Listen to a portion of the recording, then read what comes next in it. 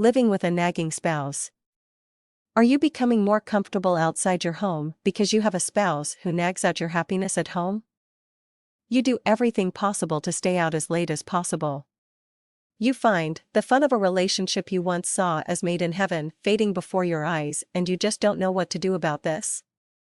What if I tell you, you can do something about this now? I want to show you some result-provoking steps you can take to help the situation and restore the happiness you once enjoyed with your honey. Warning: you must be really determined to solve the problem. 1. Learn to listen more. Oh yes. This comes first. Nothing turns away anger than a listening ear.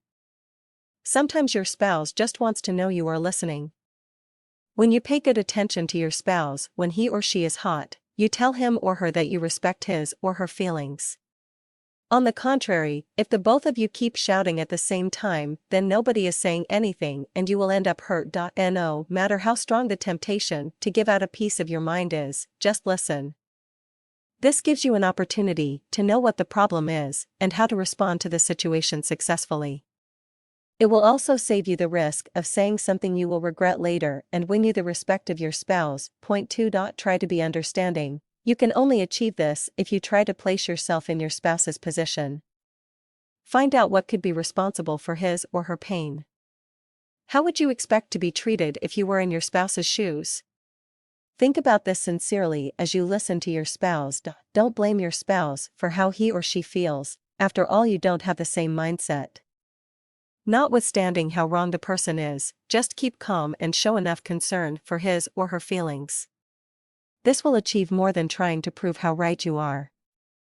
Arguments don't solve any problem at home, especially when two of you are really mad at yourselves. Point 3. Don't recall past issues. This is where most couples get it wrong.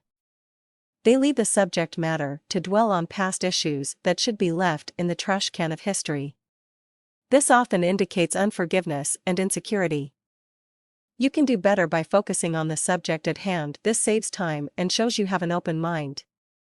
It will also help you both to achieve more in dealing with the issue and save you the pain of remembering past hurts. Point 4. Accept your mistakes and apologize sincerely. What if I'm not wrong? It doesn't matter, the point is that someone thinks you are wrong. If you must save the situation, then you have to apologize. It will not skin you. However, you can ask your spouse to tell you where you are wrong. You will be surprised how wrong you are. Accepting your mistakes kind of puts out the fire. Your spouse is on fire because he or she thinks you are wrong and you are not doing anything about it. Your goal is to save the situation, otherwise you will not be reading this now. Point 5. Ask your spouse what he or she wants you to do. Doing this will give your spouse a sense of importance and might even make him or her feel bad about starting up the quarrel. However, it must be an honest question. Anything apart from this could add salt to injury. When you find out what is expected of you, take a sincere step to show that you are willing to help the situation. This might not be your opinion, but you can leave that for later. I hope I have helped you. Until then, fly high always.